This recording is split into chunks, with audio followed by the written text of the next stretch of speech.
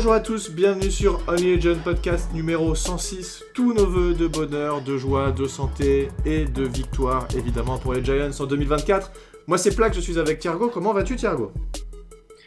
Bonne année, Plax, et bonne année à tous. Des vœux de santé pour Daniel Jones, qui se remet de sa blessure au genou. Pas que, mec, pour toute l'équipe, je crois.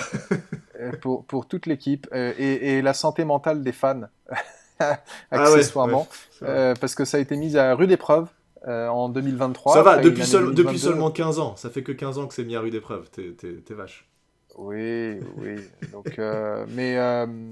Ouais, non, 2024, on est à quoi ? On est à la 4e année de ce podcast, non ? On a commencé à l'automne 2020. C'est le genre de truc que j'arrive pas à me souvenir. Si je vais pas avoir exactement, je m'en souviendrai pas, donc je te fais confiance. Bon, bref, en tout cas, ça fait une paye qu'on est sur ce truc, mais ça continue à tourner, et on est au rendez-vous, et moi, ça me fait toujours plaisir d'être là. Ouais, moi aussi, malgré une seule saison avec plus de victoires que de défaites. Mais on a quand même j'ai des lueurs d'espoir quand même. Il y a des choses qui sont répétitives depuis l'année dernière. Oui, on n'a pas autant de victoires, mais quand même, ce double Shane, j'ai quand même des motifs de satisfaction en tout cas, je trouve que l'avenir est plus radieux avec Joe Shane que ce qu'on avait avec le précédent régime. Mais bon, on en reparlera peut-être quand on fera un bilan de la saison, et voilà. On va parler du match, cette défaite 26-25, encore une défaite à l'arraché, le genre de match qu'on gagnait l'année dernière, qu'on n'arrive pas à gagner cette année malheureusement. Ça fait partie de mes conclusions un peu, c'est que il y a eu beaucoup de matchs cette année qu'on a perdu sur le fil, que l'année dernière on aurait gagné malheureusement, mais bon, on va en parler. On voulait faire un petit rappel sur certaines choses avant de commencer. Première chose, vous pouvez soutenir le podcast avec Patreon, et je te laisse, Thiergo, expliquer très brièvement comment soutenir le podcast avec Patreon. Donnez-nous des thunes. Voilà, merci. Donc vous pouvez voilà, faire tu ça. m'as dit brièvement. Alors, patreon.com/onlyagiantpodcast, c'est, pour ceux qui ne connaissent pas, un système par lequel vous pouvez vous abonner avec différents niveaux de contribution. Et si je ne dis pas de bêtises, le premier niveau est à 3 €, le dernier est à 100 €. Et vous n'êtes pas obligé de vous abonner sur plusieurs mois. Si vous voulez juste faire une contribution personnelle, vous vous abonnez, vous attendez à être débité et puis vous vous désabonnez. On a des personnes qui sont abonnées mensuellement et depuis un certain temps, et on les remercie chaleureusement, et même aussi les contributeurs ponctuels, parce que c'est ce qui nous permet de payer tous les frais du blog, et aussi de faire des petits goodies qu'on distribue de temps à autre. Enfin, voilà, comme vous savez, on fait ça bénévolement parce qu'on est passionné par les défaites à répétition des Giants. Et voilà, donc ce soutien de votre part compte énormément pour nous, ça nous fait plaisir et ça nous motive à continuer, parce que du coup on a justement un peu une responsabilité envers vous, vous investissez dans ce podcast, et donc il faut qu'on vous rende un produit qui soit à la hauteur de vos attentes. Ouais, exactement, et effectivement il y a des gens qui sont là depuis un paquet de temps, certains depuis 2021, donc quand on a lancé le truc, merci à eux, c'est vraiment top. Et oui, effectivement, tu l'as dit, Thiergo, on est passionné par les défaites, et je pense que si on se met à gagner de manière trop régulière, on devra supporter notre équipe et ça se renommera autrement, on changera le compte et tout ça. On ira voir du côté des Panthers ou j'en sais rien. Allez, pas de mots méchants. Et qu'est-ce que je voulais dire d'autre ? Oui, alors, petite nouveauté aussi, puisque on a appris... Alors, vous n'étiez pas très nombreux à écouter le podcast sur Google. Moi, j'adore la plateforme Google pour les podcasts, mais malheureusement, ils vont l'arrêter. On a reçu un mail, et peut-être que vous avez reçu aussi si vous êtes abonné, qui disait attention, on va bientôt arrêter, donc essayez d'aller sur d'autres plateformes. Donc, on continue à le mettre parce que c'est automatique et on le met sur Google pour l'instant. Mais on a aussi mis maintenant sur Deezer. Donc vous avez la possibilité, si jamais vous avez Deezer, que vous êtes abonné à Deezer pour vos musiques, par exemple moi c'est mon cas, j'utilise Deezer pour mes musiques et je viens d'aller voir, donc tout est bien posté sur Deezer, donc vous pouvez l'ajouter en favori et suivre désormais le podcast sur Deezer, en plus de Apple Podcast. Et quelle est la troisième plateforme ? J'ai oublié. Spotify, pardon, oui, c'est le truc le plus basique. Spotify et YouTube, et surtout, même si votre plateforme préférée par exemple c'est YouTube, mais que vous utilisez Spotify ou Deezer pour votre musique, abonnez-vous au podcast et likez le podcast sur ces plateformes-là, parce que ça aide au référencement. Le référencement du podcast est quand même déjà relativement bon pour la petite audience que nous avons, donc on est déjà très content. Mais voilà, Enfin, moi, clairement, c'est ce que je fais de mon côté, hein. J'ai forcé toute ma famille à s'abonner à Only Giant Podcast, alors, alors qu'ils ne l'écoutent pas. Je pense qu'on est beaucoup à faire ça. Ouais, moi j'ai pas Deezer, donc je suis pas abonné via Deezer, mais c'est vrai qu'on n'arrivait pas à le faire pendant un petit moment, et puis on l'a oublié, et on nous en a parlé, donc maintenant Ouais, c'est fait. On ouais. est sur Deezer. Ouais, c'est Bertrand qui était venu me voir en me disant bah moi j'écoute avec Google et puis ils vont l'abandonner, si vous pouvez le mettre sur Deezer c'est cool, et j'ai dit bah effectivement t'as raison. Donc là ça y est, vous pouvez retrouver l'épisode sur Deezer, et je suis en train de regarder, en fait on peut juste le mettre en favori, on peut pas mettre d'étoiles sur Deezer en disant j'aime bien, j'aime pas, mais écoutez c'est déjà très bien de pouvoir faire ça. Voilà, on va pouvoir parler de ce match. Donc défaite 25-26. Il y avait deux écoles. Il y avait ceux qui disaient le match va être accroché. Il y avait ceux qui disaient on va se faire bourrer. Dans tous les cas, pas grand monde nous donnait gagnant. A raison. Mais c'est quand même pas passé loin. Moi, ce que je retiens principalement de ce match, c'est qu'on a fait énormément d'erreurs, beaucoup d'erreurs, beaucoup de ballons relâchés encore, beaucoup de pénalités de notre O-line qui, à chaque fois, dans la majorité des drives, nous met dans des situations ultra délicates. On se retrouve en première et 20, etc. Des sacs où on se retrouve pareil en deuxième et 15 ou 16 parce que bah voilà, c'est compliqué aussi. Donc cette O-line qui continue de nous causer du tort, malgré tout, on a réussi à mettre des TD, avec un TD notamment un peu châteux, j'ai envie de dire, sur un retour de kick où les mecs n'arrivent pas à plaquer, et voilà.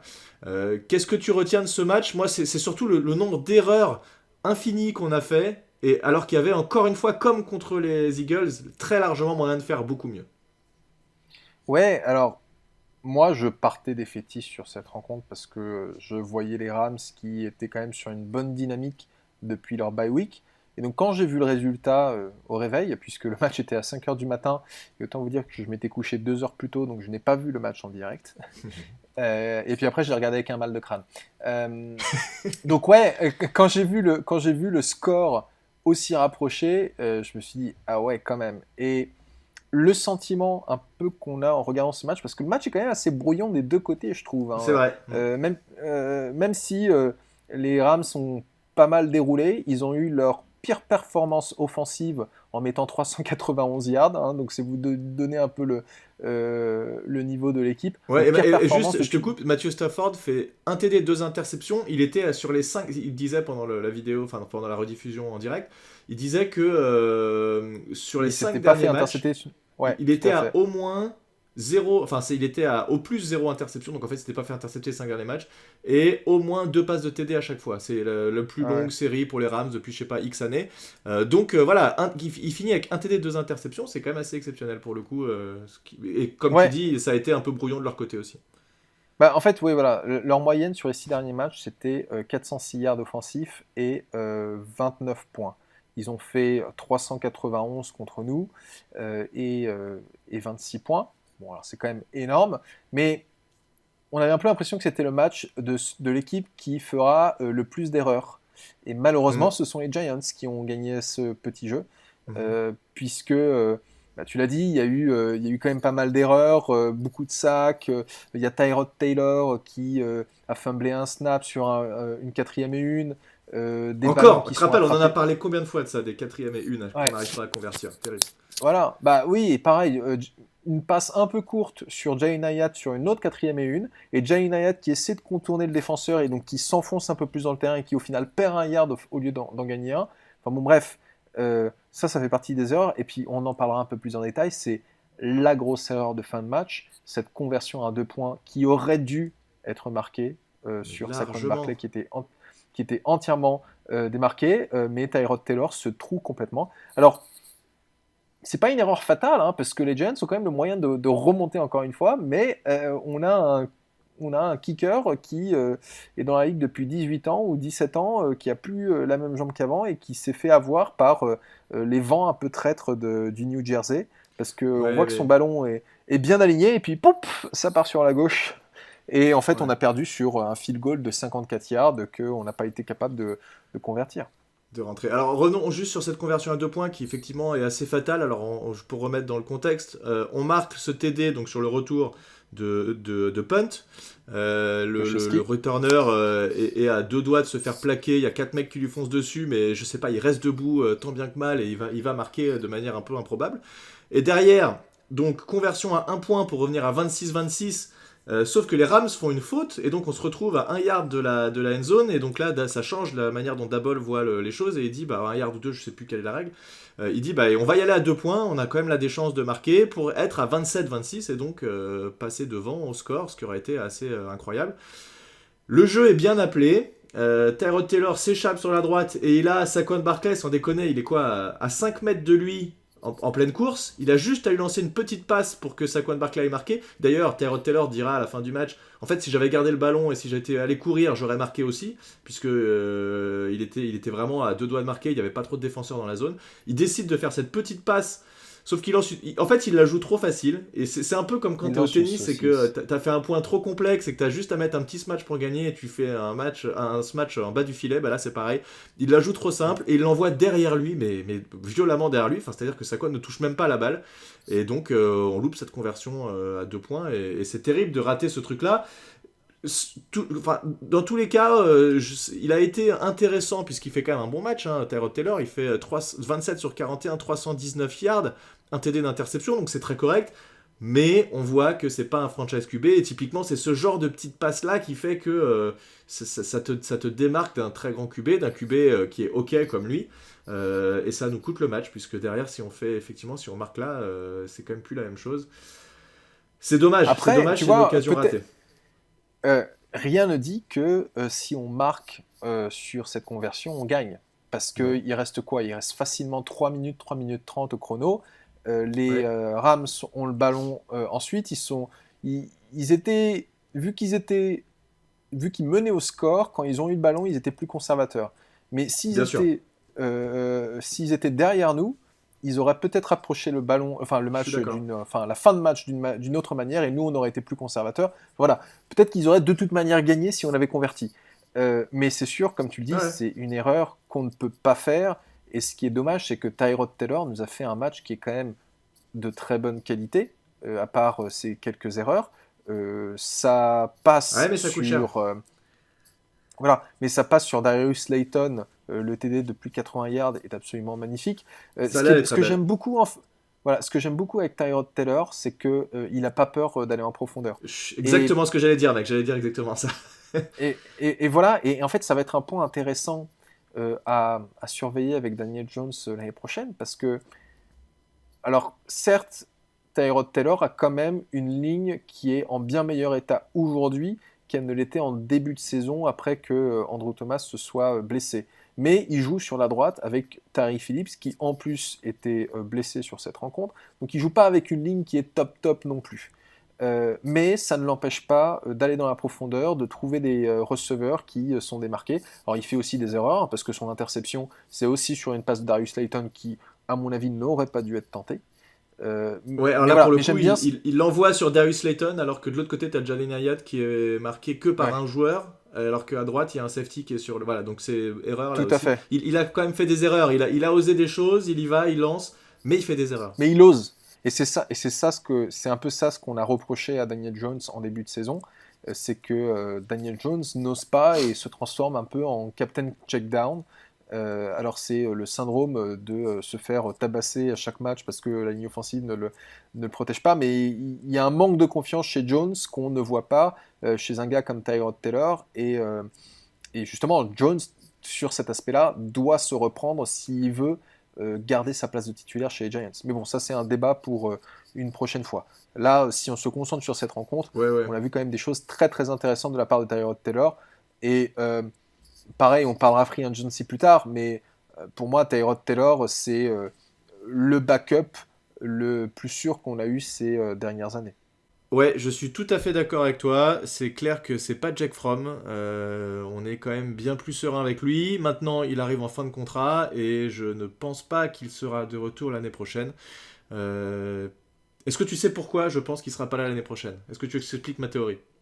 Alors, je pense que ta théorie, et tu me diras si c'est correct, vas-y. que les Giants vont drafter un quarterback au premier tour. Exact. Et que du coup, il y aura une compétition. Alors, s'il n'y a pas forcément de compétition, il n'y aura pas besoin d'avoir Tyrod Taylor. Parce que si tu as Daniel Jones plus un rookie, bon, tu as a priori assez de profondeur avec Tommy DeVito en QB3. Exactement, c'est Donc, exactement mon scénario. T'as tout dit. T'as les 3 voilà. QB. T'as mes 3 quarterbacks.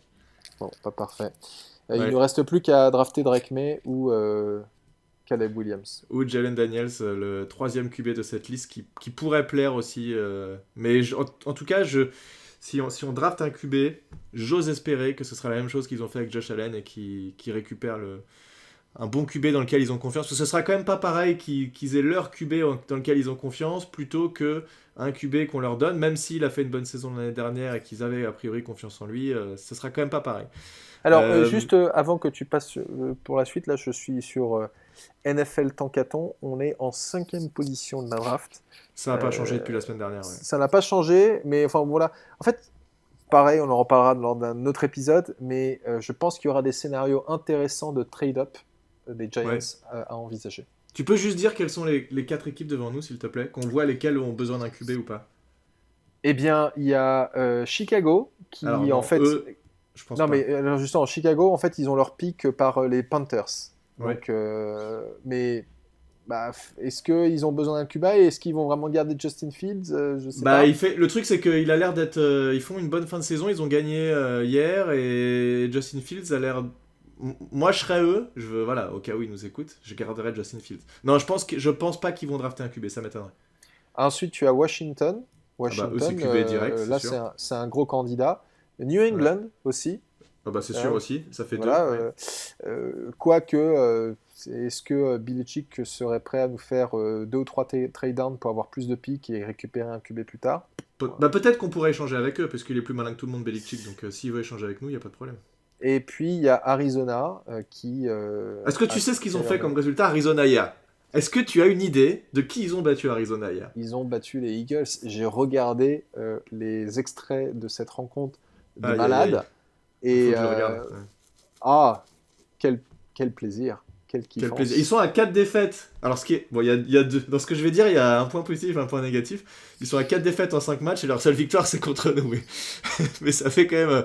Ils sont en train de dégringoler, les Eagles, avec beaucoup de défaites en fin de match. Et pour avoir écouté un peu ce qui se disait sur eux, c'est que. Ils avaient beaucoup de matchs qu'ils arrivaient à gagner de manière un peu improbable et là finalement ils mènent ces matchs et ils perdent en fin de match. Donc bon écoute, en tout cas sur Twitter c'est la Bérésina, ils se font insulter partout, Fire Siriani machin, donc bon voilà, tant mieux, ça me fait bien plaisir de les voir dans cet état.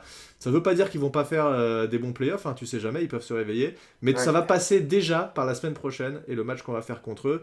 Mais bon bref, on va pas parler Bah, des Eagles pendant 3 c'est heures. sûr que la grande gueule de Sirianni, là, elle est beaucoup moins supportable quand les résultats sont pas là. Donc, Ah bah c'est sûr. on va voir combien. Mais je cacherai pas mon plaisir s'il se fait dégager.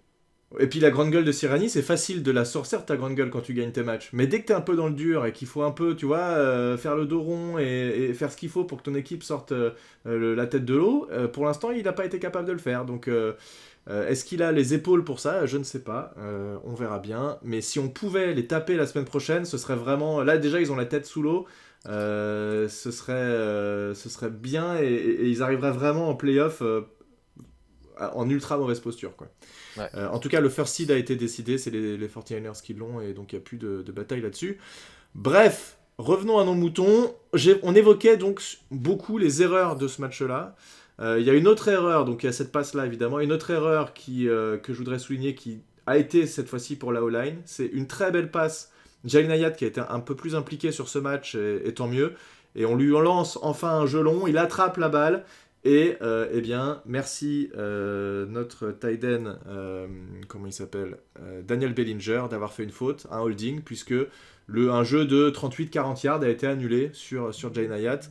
C'est très très fatigant. Et d'ailleurs, ça s'est vu que Tyrod Taylor, à la fin du match, il était un peu fatigué de ses erreurs à répétition. Où il lance une super passe, on gagne 40 yards, on est à portée de field goal. Et tu reviens en arrière et même tu perds 10 yards parce que quelqu'un a fait holding, quoi. Donc, on le dit à chaque podcast, c'est toujours pareil. Mais tant qu'on n'aura pas résolu ces problèmes de O-line, on va pas y arriver, quoi. Ouais, C'est ouais, problématique. ouais. Voilà, là, on est même un peu plus loin que la O-line, puisque c'est un tight end, mais Ouais, mais bloqué, c'est du bloc, c'est ça que je veux dire. voilà, bloqué, ça fait partie de ses fonctions, en tout cas à ce poste-là. Il y a vraiment eu un match très moyen, Bellinger, parce que je crois qu'il a fait quelques bonnes réceptions, Ouais, mais oui, il a au moins 2 holdings, dont un holding oui, sur une action exact. décisive. Et des big plays comme ça, on sait l'impact psychologique que ça peut avoir, tant sur l'attaque que sur la défense Bah adverse. ouais. Parce que l'attaque, elle se dit, c'est bon, on est invincible, on peut tout faire. Et la défense, ils sont en train de se dire, oh là là, faut qu'on fasse gaffe parce que ils remontent. Donc, ça peut impacter le momentum. Euh, je crois pas qu'on ait l'équipe qui commet le plus de pénalités. Je crois que Spotrac a un bon tableur sur ça, il faudra que je vérifie. Ouais, on regardera. Mais en tout cas, il y a clairement des soucis, puisque à chaque match, on a des petites erreurs. Et puis, alors, sur cette rencontre, je me suis dit, tiens, c'est une rencontre sur laquelle l'arbitrage ne s'est pas vraiment fait remarquer. Je ne dis pas qu'il n'y a Ouais. pas eu d'erreur d'arbitrage. D'ailleurs, le commentateur sur la conversion à 2 points loupée de Tyrod à Barclay, il y a le commentateur qui dit ah, il y a un petit holding qui n'a pas été flagué. Donc peut-être que la conversion à 2 points aurait Ouais, été ça aussi revient en annulée arrière. Ouais. parce qu'il y a en effet clairement un holding de Mhm. Tyree Phillips sur cette action. Mais voilà, on n'est pas dans un cas typique du match contre les Bills ou le match contre les Eagles où là tu dis putain, il y a beaucoup d'erreurs. Donc pour une fois qu'il y a un truc qui n'est pas en notre défaveur, on se tire tout seul des balles dans le pied, enfin, on va pas y arriver. Et c'est ce qui fait toute la différence entre des équipes qui gagnent et des équipes qui perdent. Hein. C'est très très bateau ce que je dis, je m'en rends bien compte. Non, non, non, mais Mais je suis 100% d'accord avec toi, t'as bien raison, voilà, je suis d'accord. plus t'es propre et plus tu mets des chances de ton côté. Ouais.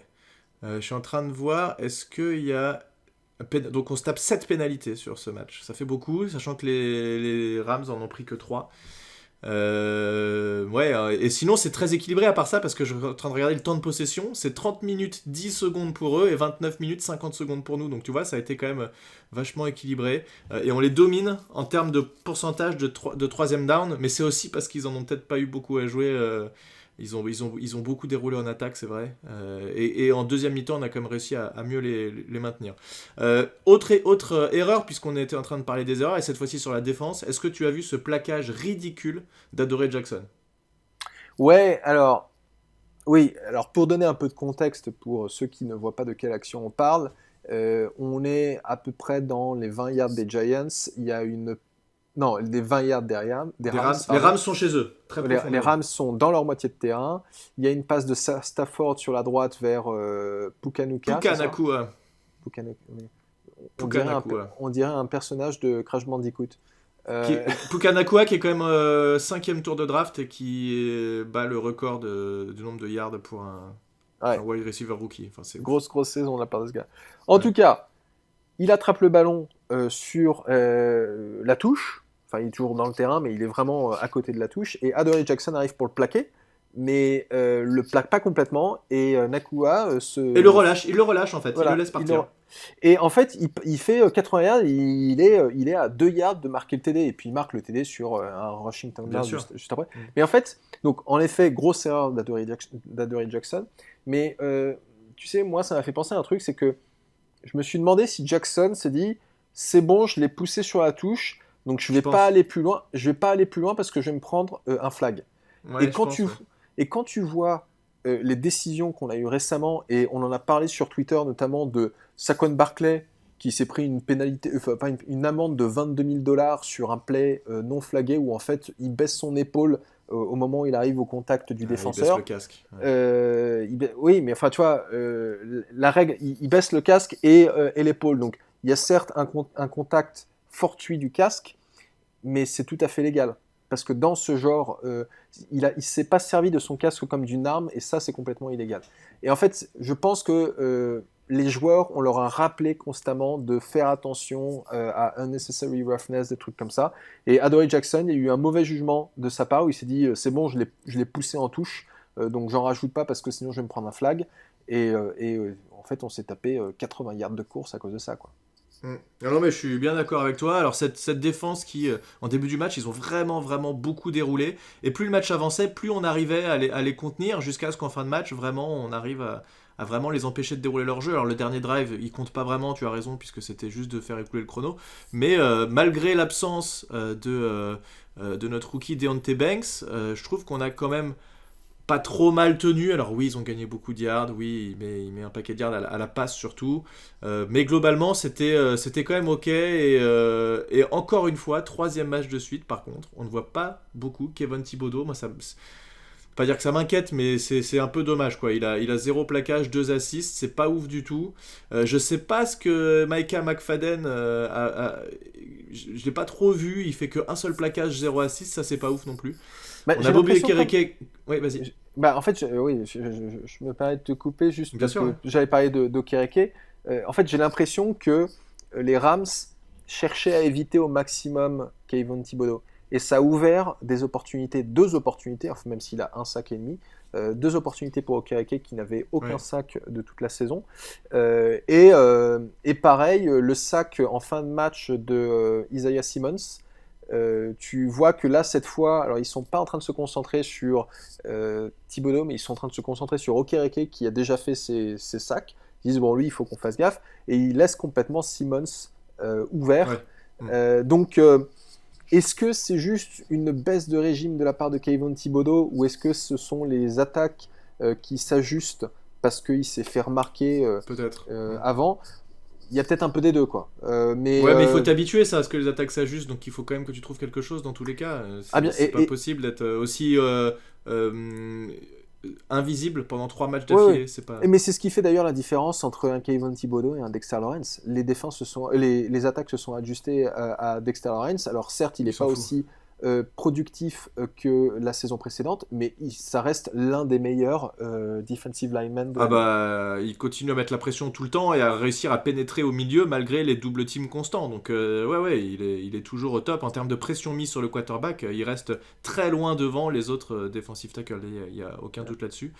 Bon, en tout cas, voilà, cette défense, c'est vrai que sans leur meilleur corner, a quand même été correcte. Le meilleur plaqueur, c'est Nick McLeod, qui fait, en tout cas en termes de plaquage solo, il fait 5 solos et 2 assists. Sinon, le meilleur plaqueur tout court, c'est encore Okereke avec 10 plaquages au total, 2 solos et 8 assists. On fait 4 sacs dans ce match, donc c'est ok.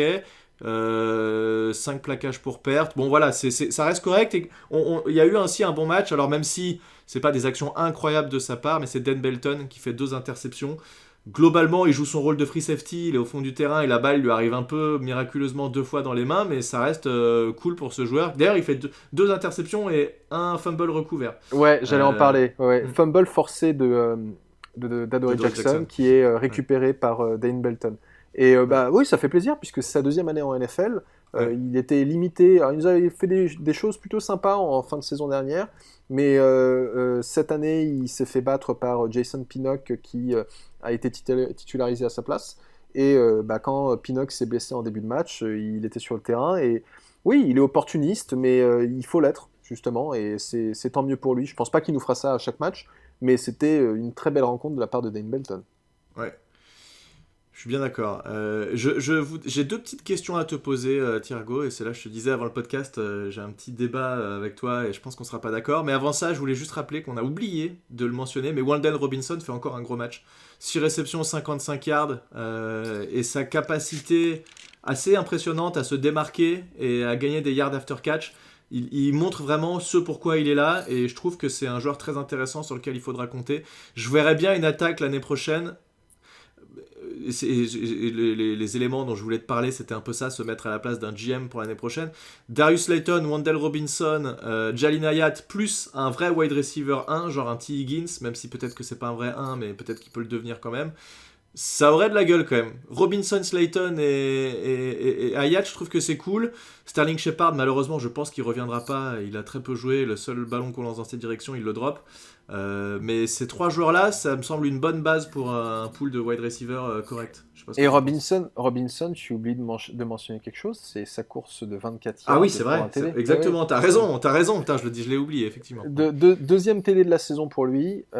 Ouais, et pareil, un bon comeback, hein, parce que pour rappel, il s'était fait les croisés la Ouais, saison dernière ouais. lors d'un match où il avait été assez productif, donc il en est revenu. Ouais, oui, c'est une pièce autour de laquelle il va falloir construire le jeu de passe, ça, Mm. y a pas de doute. Darren Waller, il finit à 5 réceptions, 51 yards. Il fait un drop. Bon, la balle était pas facile, mais il y a quand même moyen d'aller la chercher. Il fait un peu trop de drop à mon goût, Darren Waller. Je trouve que c'est un tout petit peu dommage qu'il n'arrive pas à assurer certaines réceptions. Il y en a eu la semaine dernière, une qui nous coûte un first down. Enfin bref, voilà. Bon, c'est un peu dommage, mais on aimerait le voir un niveau un petit peu supérieur quand même que ce qu'il est. Bon, après, il nous a coûté qu'un troisième tour. C'est pas non plus la grosse folie. Non, c'est clair. Alors, je voulais te parler de deux choses. Je voulais te mettre deux cas en avant. Et tu me dis ce que tu pensais faire de ces joueurs-là. Première question, qu'est-ce que tu fais avec Adoree Jackson l'année prochaine? Est-ce que tu le re-signes? Est-ce que tu essaies de le garder? Est-ce que pour toi, sachant le prix qu'il coûte? Il est en fin de contrat, là, Dwayne Jackson? Je sais plus. Je crois qu'il... Attends. Adoree Je Jackson. suis en train de regarder sur Over the Cap. Mais il a un gros contrat, 39 millions au total, oui, effectivement, ça fait beaucoup. Ouais, c'est Oui, il est en ça, fin de ouais. contrat. Il est en fin de contrat et il a une void year qui va nous coûter environ 3 millions de dollars. Il nous coûte 19 millions cette année quand même, hein, sur le cap. Hein. Oui, c'est clairement l'un des joueurs les plus chers de cette équipe. Est-ce qu'on le re-signe? C'est une très bonne question parce Tu vas que, dire ça dépend du prix. oui, bien entendu. Alors, justement, je vais pas répondre ça parce que sinon, ça n'a aucun intérêt. Euh, Deontay Banks, c'est clairement imposé comme un titulaire solide. Ouais. Il n'y a pas de doute. Mhm. Euh, Après, si on n'a pas Adoree Jackson, on met qui? On a Nick Trey McLeod Hawkins? qui joue beaucoup. On On a a Trey Nick Mac- Hawkins qui est moyen par rapport à ce qu'on attendait de lui. Il faut quelqu'un. Dans tous les cas, il faut un cornerback 2, c'est sûr. Mais est-ce que tu as envie que ce soit Adoree Jackson ou pas? Quel âge il a, Adoree Jackson? Il commence à être un peu vieux, non? Il a 28 ans. Il va en avoir Ah non, 29. il est Donc pas si vieux que ça.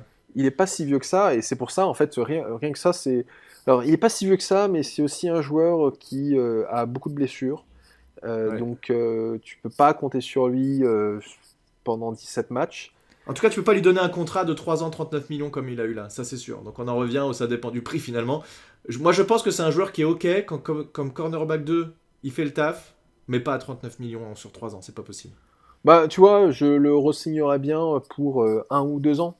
Euh, mais donc 39 millions sur 3 ans, ça fait quoi? Ça nous fait du 13 millions par an. Non, c'est peut-être pas 13 millions par an. Moi je Mais pense que ce serait pas impossible qu'ils le laissent partir et qu'ils aillent chercher un cornerback 2 ailleurs. Qui trouve un cornerback 2 qui est un peu plus stable et qui se blesse un peu moins, peut-être. oui, non, c'est tout à fait possible. C'est tout à fait possible parce que il n'a pas vraiment de raison à son âge d'accepter un salaire plus bas que ce qu'il a aujourd'hui. Il peut vendre ses services à une équipe qui est vraiment en besoin d'un Ouais, cornerback. ouais. Et puis il faut pas oublier que on a aussi McKinney à re-signer. Alors il y a aussi une question de priorité. Est-ce que tu privilégies un Jackson plutôt qu'un McKinney? Ça va être très intéressant et il faudra qu'on en reparle un peu plus en détail parce que Ouais. les, les Giants peuvent pas laisser leur secondary, enfin tous les talents de leur secondary disparaître. On peut pas juste avoir Ah non, Jason Pinnock, Dane Belton et Deontay Banks et Trey Hawkins. non, C'est trop léger. non, je suis d'accord. Donc ouais, débat très très intéressant, mais je pense que tu as raison, ils vont le laisser partir. Eh bien, on verra. Et ma deuxième question, et c'est là où ça va partir en bagarre, et je pense que tu sais ce que je vais te demander. Attention, la bagarre. Et moi, j'ai ma réponse, et je- j'avais déjà, je pensais déjà comme ça l'année dernière, mais je pense que voilà. Qu'est-ce que tu fais avec Saquon Barkley? C'est difficile parce que je suis pas capable de prendre une décision euh, Objective. rationnelle et objective. Parce que t'as quand même dit la semaine dernière, quand il Qu'il marque le fallait touchdown le re-signer. plus facile de sa carrière, tu dis, oh, faut le re-signer, machin, alors qu'il met un TD qui est quand même Ouais, assez simple. je sais. Mais moi, j'adore ce joueur. Je le trouve absolument fantastique. Et pas seulement parce qu'il est sympathique, il a aussi énormément de talent. Et je pense qu'il a eu beaucoup de malchance avec autant de blessures en début de, euh, de carrière. Mhm. Euh, Tu lui enlèves les blessures, il a une carrière à la Adrian Peterson. Bon, avec des si, on mettrait Paris en bouteille, on le dit à Ouais, et chaque puis fois. c'est ça, c'est ton expression que tu sors une fois par podcast. Ouais. Je pense aussi qu'avec une vraie O-line, c'est plus la même histoire, mais bon, ça c'est autre chose. Non, oui, Le pauvre, il mais a quand même pas de chance parce que, juste pour info, on est l'équipe qui a le plus de jeux en attaque pour perte en NFL. Et ça, j'ai l'impression que c'est une constante. Je dis pas que c'était toujours nous la pire équipe à chaque fois, mais ça arrive combien de fois on a vu Saquon Barkley se faire plaquer alors qu'il avait à peine touché le ballon. C'est encore arrivé sur ce match. C'est frustrant. Et il est habitué maintenant, j'ai l'impression, mais ça fait mal à ses stats et à sa carrière. Et c'est clair. Et il fait ce qu'il peut, mais malheureusement. moi, ce qui va me faire mal au cœur, enfin, moi, je préférerais qu'on le re-signe pour un petit contrat, d'autant plus qu'on va avoir beaucoup plus de. Alors, quand je dis un petit contrat, c'est pas le minimum, mais le minimum du vétéran. Mais ce que je veux dire, c'est que il me semble que l'année dernière, pendant l'intersaison, on disait ouais, 13, 14 millions par an sur 2-3 ans, ça pourrait le faire. Euh, C'est trop si, cher. Moi, jamais je lui donne ça. Alors déjà, moi je te dis, je le laisse partir. En fait, je pense que sa production et ce qu'il est amené à faire, déjà par rapport à ce qu'il faisait sur sa saison rookie, clairement, c'est plus la même. Les petits shifty moves, les spins, tout ça, oui, il sait encore le faire, mais c'est plus pareil. Et derrière cette O-line, en fait, n'importe quel running back ferait au moins aussi bien. Moi, et aussi sur le jeu de passe, je le trouve encore une fois, et ça j'en avais déjà parlé, je l'ai dit à je sais pas combien de podcasts, que pour moi il fait trop de drops, il en a encore fait un là. Alors oui, à un moment donné, il fait une wheel route où Tyrod Taylor le loupe complètement et ça pouvait t'aider, ok. Mais je trouve qu'il fait trop de drops sur les jeux de passe. Il s'est amélioré sur la couverture, sur le bloc, quand il est amené à couvrir pour Tyrod Taylor, quand il y a une passe.